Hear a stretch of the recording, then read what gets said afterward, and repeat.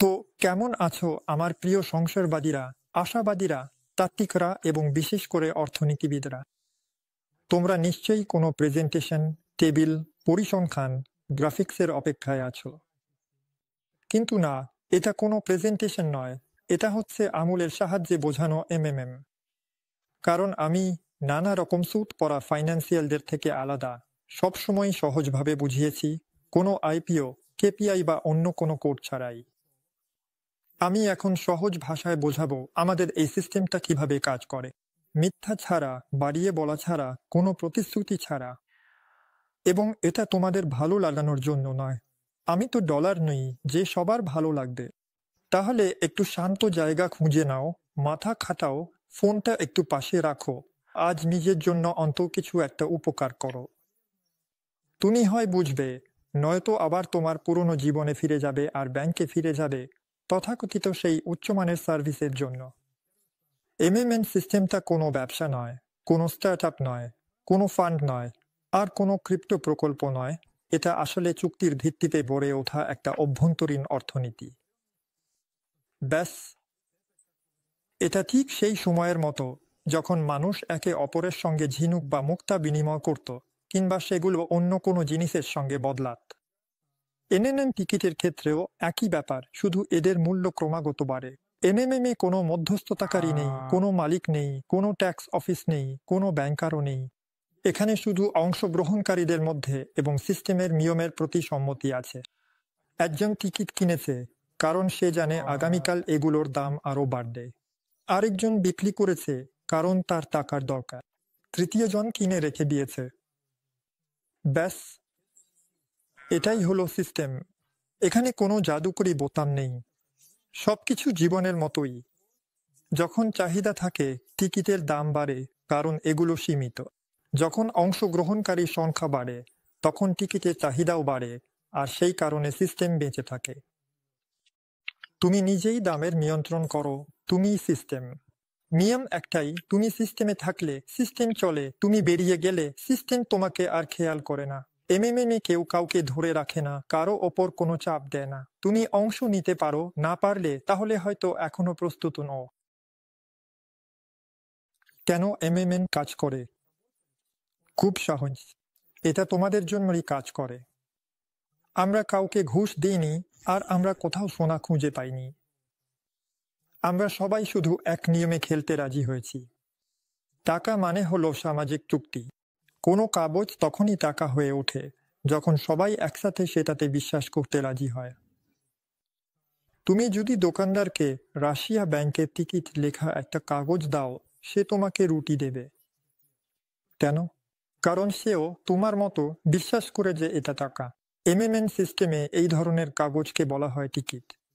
শুধু আমরা আরও একটাতে একমত হয়েছি, সেটা হলো আমাদের টিকিটের দাম বাড়ছে। তুমি চাইলে টিকিটগুলো দ্রুত বিক্রি করে দাও, আর যদি চাও তাহলে বেশি দামের জন্য অপেক্ষা করো, টিকিটগুলো নিজের কাছে রেখে দাও। কেউ কেউ বাড়তি বোনাস পেতে চায়, তাই বন্ধু বান্ধব পরিচিতদের ডাকে। কেউ আসে, কেউ চলে যায়, কিন্তু এই সিস্টেমটা জীবন্ত, জীবের মতো। মানুষ অংশ নেয়, এই সিস্টেমটা বেঁচে থাকে। যতক্ষণ এটা বেঁচে আছে দাম বাড়ে, সবকিছু সহজ। আর প্রশ্নটা হলো, হ্যাঁ, কেন এমএমএম অনেকদিন ধরে চলে আর পিরামিড স্কিমগুলো টেকে না? কারণ এখানে মূল ভাবনাটা হলো জীবন্ত মানুষ, কোনো চকচকে প্রতিশ্রুতি নেই, সবকিছু বাস্তব, নিয়ন্ত্রিত প্রক্রিয়া, যাতে সবাই একসাথে তাদের টিকিট বিক্রি না করে ফেলে। আরও বলি, এই সিস্টেম নিয়ে আমি অনেকক্ষণ কথা বলতে পারি। এসো, রেজিস্টার করো আর নিজেই সব জেনে নাও। আর হ্যাঁ, ব্যাংকিং সিস্টেমও আসলে এক ধরনের পিরামিড। শুধু সেখানে এটা কেউ বলে না, তাই তো? তোমাকে বলে বছরে 18% সুদে টাকা দাও, কিন্তু আগে ধাগে তুললে কিছুই পাবে না। আর এমএমএম এ সবকিছু পরিষ্কার। দর বাড়ছে, চাইলে বিক্রি করো, চাইলে ধরে রাখো। সবকিছু স্বচ্ছ আর সৎভাবে হয়। আর এই কারণেই এটা চলে। এখন মূল প্রশ্ন, এমএনএম এ কিভাবে সবার চেয়ে বেশি উপার্জন করা যায়? সবকিছুই সহজ। সিস্টেমের জীবনে যত বেশি অংশগ্রহণ করবে তত বেশি উপার্জন করবে। এখানে উপার্জন করে সে, যে শুধু দেখছে বা অপেক্ষা করছে না কবে এটা নিরাপদ হবে, বা যে কমেন্টে লিখছে এটা একটা প্রতারণা, আমার পাশের বাড়ির লোক গাড়ি হারিয়েছে, সে নয়। নিশ্চিতভাবেই সে নয় যেভাবে এখন শুরু করার জন্য অনেক দেরি হয়ে গেছে। আর উপার্জন করবে তারা যারা অনেক টিকিট কিনে ধরে রাখে এবং একসাথে বিক্রি করে না, শুধু প্রয়োজনে বিক্রি করে যাতে জীবনের জন্য যথেষ্ট হয়, যারা নিজের স্ট্রাকচার গড়ে তোলে এবং সেখান থেকে শতাংশ পায়, সাংগঠনিক ও ব্যাখ্যামূলক কাজ করে, বিজ্ঞাপনে সাহায্য করে যাতে অন্যরাও এমএমএন সম্পর্কে জানতে পারে। ধরো তুমি এমএমএন 25,000 টাকার টিকিট কিনেছ, ঠিক তো? 1 মাস পর রেট 16% বেড়ে গেল, এখন হয়েছে 11,600। বিক্রি করো অথবা চাইলে আরো ধরে রাখতে পারো। এবার কল্পনা করো তুমি 3 মাসের জন্য অতিরিক্ত লাভজনক টিকিট কিনেছ, তাদের দাম দ্বিগুণ হয়ে গেছে। একজন বন্ধুকে আমন্ত্রণ জানালে তার টিকিটের থেকে আরো 10% পেলে। তুমি 10 জনের নেতা হলে নিজের 10 জনের থেকে আরো 5% পেলে, এভাবেই চলতে থাকে। সবকিছু তোমার হাতেই আছে। মানে তুমি তখনই সব পুরস্কার পাবে যখন তুমি সিস্টেমকে সমর্থন করো, শুধু এক পা দিয়ে এতে ঢুকে নয়। আর এখন তোমার কাছে 10,000 নয়, 110 আছে। চাইলে বসে থেকে অপেক্ষা করতে পারো, তাহলে বসে থাকো। কেউ তো টেনে নিয়ে যাচ্ছে না। এখানে কোনো বস নেই যারা অনুমতি দেয়। এখানে কোনো ব্যাংকার নেই যারা অনুমোদন দেয়। শুধু আছে কিনুন, বিক্রি করুন আর আমন্ত্রণ জানান, এই 3টা বোতাম। তুমি প্রাপ্তবয়স্ক আর নিজেই ঠিক করো কি করবে। আগের মতোই বাকি সবার দিকে তাকিয়ে বাঁচবে, নাকি নিজে নিজে কিছু করবে। আমি ছিলাম 94 সালে যখন প্রথম এমএমএন ছিল, আর 2011-তেও। অনেক মানুষকে দেখেছি। আর জানেন শেষ পর্যন্ত কারা উঠে এসেছিল? সবচেয়ে বুদ্ধিমান বা সবচেয়ে ধনী নয়, বরং যারা সবচেয়ে দ্রুত আর দৃঢ় সিদ্ধান্ত নিতে পারে তারাই। এটা কিভাবে সম্ভব? এই যে একটা গল্প বলি। আমার এমএমএম-এ এক পরিচিত ছেলে ছিল, সাধারণ এক প্রোগ্রামার, 10,000 টাকার টিকিট কিনেছিল। আমি 1 মাস বসে রইলাম, দেখলাম, আর 12টা হয়ে গেল। হেসে ফেলল আর সিদ্ধান্ত নিল কিছু করবে। তখন সে 10 জনের নেতা হয়ে গেল। তার ভবনে প্রায় 150 লোক ছিল এবং তার 10,000 লোক তখন সেখানে কমপক্ষে 50 গুণ বৃদ্ধি পেয়েছিল। আর জানো একদিন সে আমাকে কি লিখেছিল? সের্গেই, জীবনে প্রথমবার বুঝলাম আমি উপার্জন করতে পারি, বসের জুতো চাটতে না হয়েও। বুঝতে পারছো, এমন গল্পের জন্যই তো এমএমএম বেঁচে আছে। এবার অতিরিক্ত আয়ের টিকিট ফ্রিজ করার ব্যাপারে বলি। দেখো, তোমার সামনে 2টা পথ আছে। প্রথমটা হলো সাধারণ টিকিট কিনে নেওয়া, যেগুলো 1 মাস পর বিক্রি করা যায়। এগুলো সাধারণ হারে বাড়ে। দ্বিতীয় পথটা হলো অতিরিক্ত আয়ের টিকিট কেনা, যেগুলো 3 মাস বা তার বেশি সময়ের জন্য ফ্রিজ হয়ে যায়, আর সেগুলোর আয় অনেক গুণ বেশি হতে পারে। টিকিট ফ্রিজ হওয়া মানে কি? তুমি নির্ধারিত সময়ের আগে এগুলো বিক্রি করতে পারবে না। মানে মাঝপথে মতো বদলানো বা সিদ্ধান্ত পাল্টানো যাবে না। সব ফ্রিজের সময় শেষ না হওয়া পর্যন্ত তুমি খেলায় নেই। তবে পরে এগুলো অনেক বেশি লাভে বিক্রি করতে পারো।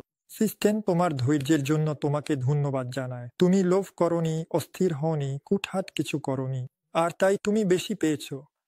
ব্যাংকের ডিপোজিট মানে হলো ডিল দিয়ে রাখা নোনতা শশার মতো, আর এমএমএন-এ অতিরিক্ত লাভ মানে লাল ক্যাভিয়ারের মতো। একটা শশা জারে দিলা, 6 মাস রেখে দিলে, খুলে দেখলে সেটা লাল ক্যাভিয়ার হয়ে গেছে। আর যদি সিরিয়াসভাবে বলি, অতিরিক্ত লাভ পুরো সিস্টেমকে সাহায্য করে, রেটের ওপর চাপ কমায়, বৃদ্ধিকে স্থিতিশীল করে, আর দেখায় যে তুমি কোনো জুয়ারি নও, বরং একজন অংশগ্রহণকারী। স্থিতিশীলতা শুরু হয় শৃঙ্খলা থেকে। এটাই মূল ভিত্তি। এই তো পুরো গোপন রহস্য।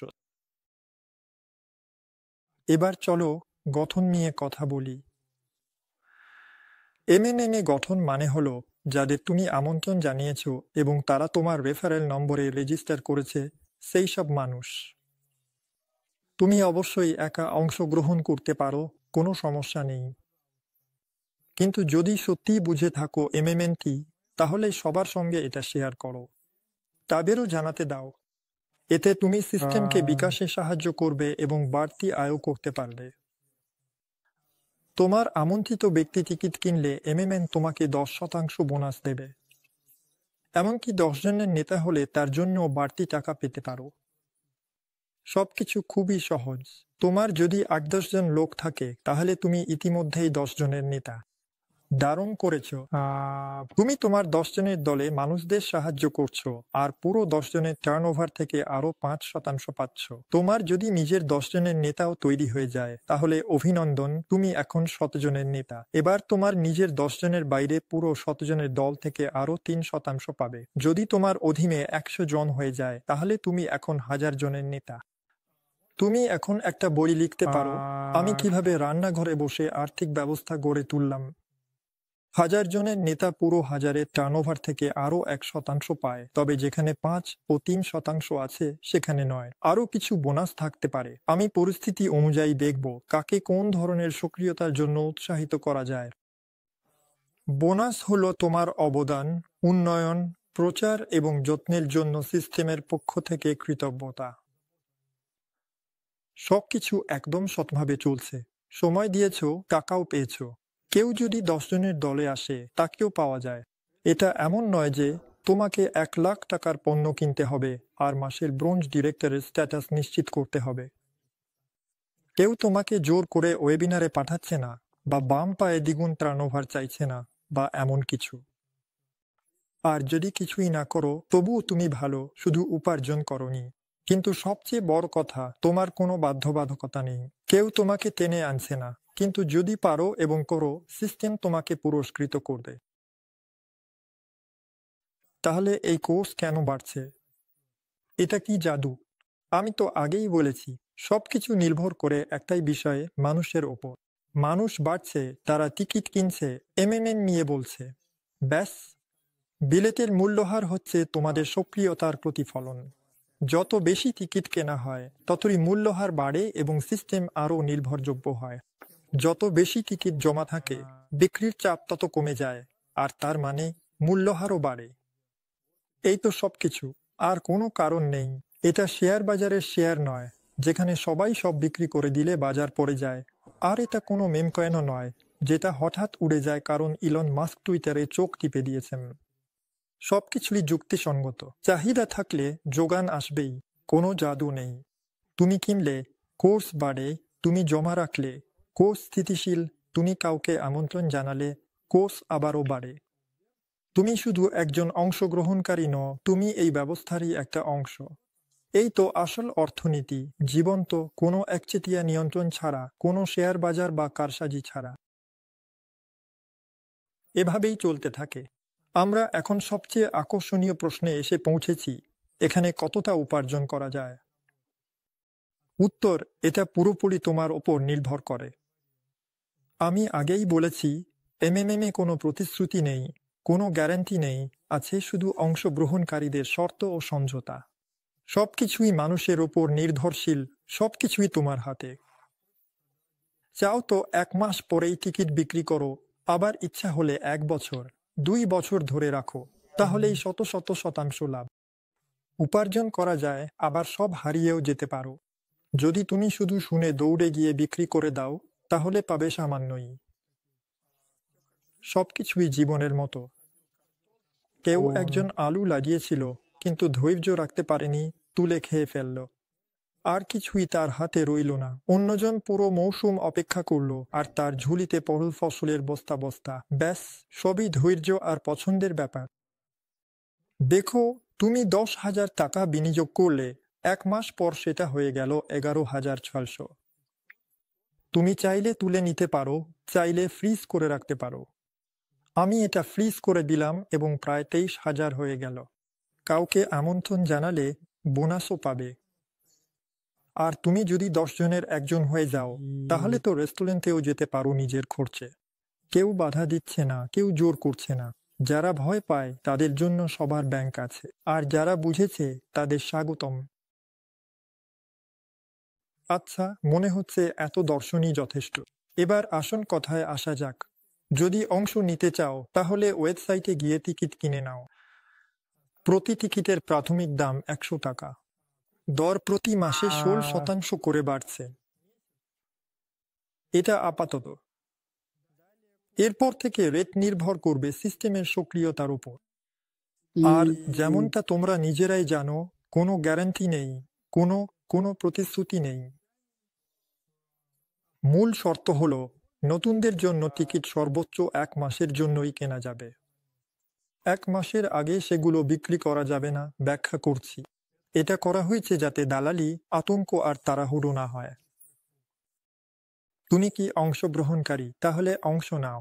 যদি তুমি সেই ধরনের দালাল হও যে সকালে কিনে সন্ধ্যায় বিক্রি করে, তাহলে এটা আমাদের জায়গা নয়। আমরা সিস্টেমের স্থিতিশীলতার পক্ষে। একই সঙ্গে এই 1 মাসে বুঝে যাবে সবকিছু কিভাবে চলে। তারপর যা খুশি করো। বিক্রি করো, আরও রাখো, 3 মাস বা তার বেশি সময়ের জন্য রাখো, বা সুপার ইনকামের মতো ফ্রিজ করে রাখো। তখন অবশ্যই সুদের হারও আলাদা, বেশ মোটা।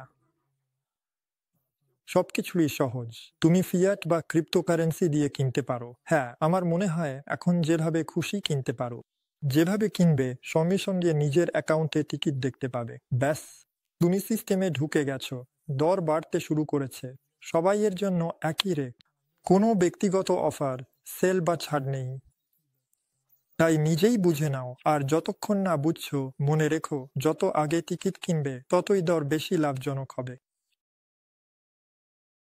ঠিক আছে, চলুন এগিয়ে যাই। এমএনএম নিয়ে। আমরা কোনো তরুণ স্টার্টআপ নই। এমএনএম এটা এক বিখ্যাত পুরনো গল্প। 1994 সালে আমি এমন একটা সিস্টেম তৈরি করেছিলাম যা পুরো দেশকে নাড়িয়ে দিয়েছিল। মানুষ শুধু উপার্জনই করেনি, তারা আর্থিক স্বাধীনতার স্বাদও পেয়েছিল। লাইন, ক্যাশ কাউন্টার, টিকিট সবকিছুই ভালো চলছিল। হ্যাঁ, তবে কিছু দুর্বল দিকও ছিল। অনেক নগদ টাকা ছিল, হ্যাঁ, যেগুলো কামাজ ট্রাকে করে আনা হতো। সবকিছু এক জায়গায় হাতে হাতে রাখা হতো, কোনো সুরক্ষা ছাড়াই, আধুনিক প্রযুক্তি বা ব্যাংক ছাড়াই। টিকিটগুলো কখনোই ফ্রিজ করা হতো না, সব সময় বিক্রি করা যেত। তুমি কি মনে করো সরকার এটা বেশি দিন সহ্য করেছিল? অবশ্যই না। তারা স্রেফ এসে সবকিছু বন্ধ করে দিল, কোনো বিচার ছাড়াই, কোনো ব্যাখ্যা ছাড়াই। কারণ আমরা খুব বড় এবং স্বনির্ভর হয়ে গিয়েছিলাম।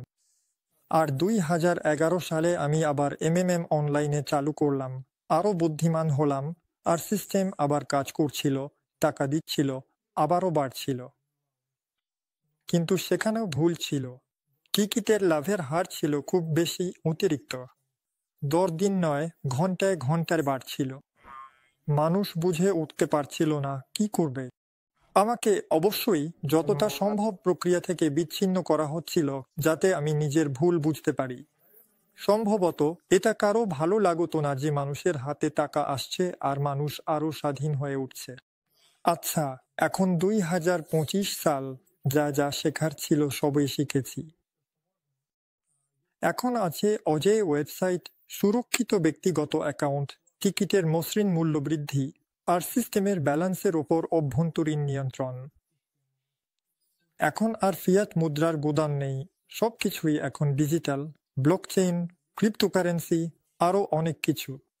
ভাবার সময় ছিল, যে শিক্ষা নেয় না সে বারবার একই ভুল করে, আর যে শিক্ষা নেয় সে নতুন একটা সিস্টেম গড়ে তোলে। তাই স্বাগতম। তো আচ্ছা, ব্যাংকের কথা বলছিলাম। নিজস্ব ব্যাংক। যখন টিকিটধারী মানুষের সংখ্যা অনেক হয়ে যায়, তখন তারা যেন এক জীবন্ত অর্গানিজম, আর তার দরকার হয় নিজস্ব রক্ত প্রবাহ, নিজের রক্ত সংবহন ব্যবস্থা। তাই আমরা চালু করেছি জনগণের পারস্পরিক লেনদেনের ব্যবস্থা। এটা ক্লাসিক্যাল অর্থে ব্যাংকের মতো নয়, যেখানে এটিএম আর টোকেন নিয়ে লাইন থাকে। আমাদের আছে বিকেন্দ্রীকৃত আর্থিক ব্যবস্থা, যা অংশগ্রহণকারীদের নিজস্ব অর্থের চলাচল ও নিরাপত্তার জন্য দরকার। আর অংশগ্রহণকারীরা হলো শাখা, যেমন ব্যাংকের শাখা থাকে। এই ব্যবস্থার নিজস্ব টিকিট এক্সচেঞ্জ আছে পেমেন্ট গেটওয়ের সাথে, যা স্বাধীন এবং নিজস্ব নিয়মে চলে। আচ্ছা, বুঝতেই পারছো কেন, যাতে ব্যাংক, পেমেন্ট সিস্টেম বা নিয়ন্ত্রকদের ওপর নির্ভর করতে না হয়। বাকি সবকিছু যা দরকার সবই ভেতরে আছে। টিকিট কেনা, সম্পদের স্থানান্তর, অর্থ উত্তোলন, অংশগ্রহণকারীদের মধ্যে বিনিময়, স্ট্রাকচারের প্রদর্শন, চ্যাট, টেকনিক্যাল সাপোর্ট। আর আমি 24 ঘন্টা 7 দিন অনলাইনে থাকব। কিছু দরকার হলে লিখে দিও। এবার সংশয়বাদীদের প্রিয় প্রশ্ন, যদি সবকিছু ভেঙে পড়ে? আচ্ছা, চল খোলাখুলি বলি। যদি মাথার ওপর ইট পড়ে বা ডলার ধসে যায়, তখন কি হবে? ব্যাংক অ্যাকাউন্ট ফ্রিজ করে দেবে, স্ত্রী চলে যাবে। এমনও হয়, আর এমনটা আরো বেশি হয়। সিস্টেমটা চলবে যতদিন এতে মানুষ অংশ নেবে, আর রেট বাড়বে যদি আমরা সবাই এতে যুক্ত থাকি। এটা এমন নয় যে আমাদের কেউ প্রতিশ্রুতি দিয়েছে বা চুক্তিতে লেখা আছে, বরং মানুষ নিজেরাই একমত হয়েছে বলে। জীবন্ত আসল আগ্রহী মানুষ। আর যদি তোমার কেবল এইটাই আগ্রহ থাকে, সবকিছু কবে ভেঙে পড়বে, তাহলে আমার পাল্টা প্রশ্ন, তুমি নিজে কখন কিছু করবে? কবে শুরু করবে? কবে রেজিস্ট্রেশন করবে? নিজের অবদান রাখবে। তুমি কি হারাচ্ছ? বেতন নিয়ে বসে থাকা, খরচ গুনে চলা, দোকানে দামের তুলনা করা, মুদ্রাস্ফীতি আর বিদ্যুৎ পানির বিল নিয়ে ভয় পাওয়া। আমি তোমার সব প্রশ্নের উত্তর একসাথে দিচ্ছি। চারপাশে সবকিছু ইতিমধ্যেই ভেঙে পড়েছে, শুধু তুমি এখনো সেটা বুঝতে পারোনি। এমএমএম সবকিছুই সহজ। হ্যাঁ, যতক্ষণ তুমি অংশগ্রহণ করো, টিকিট জমা রাখো, অন্যদের ডাকো, সিস্টেমটা বেঁচে থাকে, বাড়ে এবং সবাইকে টাকা দেয়। এমএমএন কোনো খেলনা নয়। এটা কোনো টাওয়ারের মতো ভেঙে পড়ে না। এটা একটা জীবন্ত অর্গানিজম। এটা মারা যেতে পারে যদি তুমি একে খাওয়াও না, আর একে খাওয়ানো যায় শুধু নিজের অংশগ্রহণের মাধ্যমে। আচ্ছা, এবার সংক্ষেপে বলি। তোমরা জিজ্ঞেস করছো এমএমএম অন্যদের থেকে ভালো কি? উত্তর দিচ্ছি, আমরা ভালো নই, আমরা আলাদা। আমাদের এখানে কোনো মিথ্যে নেই। কেউ এখানে চাবি হাতে বিনিয়োগ বা শেয়ার বাজারে ট্রেডিং থেকে গ্যারান্টি সহ আয়ের প্রতিশ্রুতি দেয় না। আমাদের এখানে বিনিয়োগ প্রকল্পের মতো কোনো ভ্রান্ত ধারণা নেই। কোনো ব্যাংক বা মধ্যস্থতাকারী নেই যারা তোমার টাকা বিশ্বাসের ওপর রেখে একদিনে বন্ধ হয়ে যায়। কোনো বস নেই, কেউ জোর করে না, হুকুম দেয় না বা দেরি করলে জরিমানা করে না। শুধুমাত্র একটা জিনিস আছে, সেটা হলো ব্যক্তিগত অংশগ্রহণের ফলাফল। এটা স্পষ্ট এবং বাস্তব। এই তো, আরো অনেক মজার কিছু আছে। তোমাদের আগেই বলেছি, ব্লকচেইন, ব্যক্তিগত অ্যাকাউন্ট, সবকিছু বুদ্ধিমত্তার সাথে বিকেন্দ্রীকৃতভাবে করা হয়েছে। এছাড়াও টিকিট কেনার জন্য সীমিত লিমিট আছে। তুমি আর তোমার জমা একসাথে ঢেলে আমাদের এখানে কোনো অস্থিরতা তৈরি করতে পারবে না। সবকিছু ধাপে ধাপে, নির্দিষ্ট পরিমাণে। ভিতরের এক্সচেঞ্জ আছে, অভ্যন্তরীণ লেনদেন আছে, নিজস্ব ফিনান্সিয়াল কন্ট্রোল আছে। আর কেউ তোমাকে ব্লক করবে না বা 5 বার পাসপোর্ট চাইবে না। আর আমার মতে সবচেয়ে গুরুত্বপূর্ণ, এখানে অভিজ্ঞতা আছে, বোঝাপড়া আছে, আর আছে স্বাধীনতার প্রতি ভালোবাসা, আর আছো তোমরা প্রত্যেকেই। তো এই ছিল সব। আসলে মূল বিষয়গুলো আমি সহজভাবে ব্যাখ্যা করেছি। যারা বুঝতে পারোনি, আবার দেখো বা রেজিস্ট্রেশন করো, প্রক্রিয়ায় বুঝে যাবে। অথবা অংশ নিও না, সেটাও একটা অপশন। তুমি হয় অংশগ্রহণ করবে, নয়তো শুধু দেখবে। তৃতীয় কোনো পথ নেই। শুধু পরে যেন আফসোস না করো যে সুযোগটা হারিয়ে গেলে। আর যারা বুঝেছো, তাদের সবাইকে স্বাগতম। এমএনএনে কোনো বস নেই, কোনো অভিযোগের খাতা নেই। শুধু তুমি, সিস্টেম আর ফাংশনালিটি আছে। সবাইকে সবকিছু পরিশোধ করা হয়। আমরা অনেক কিছু পারি। আমরা মং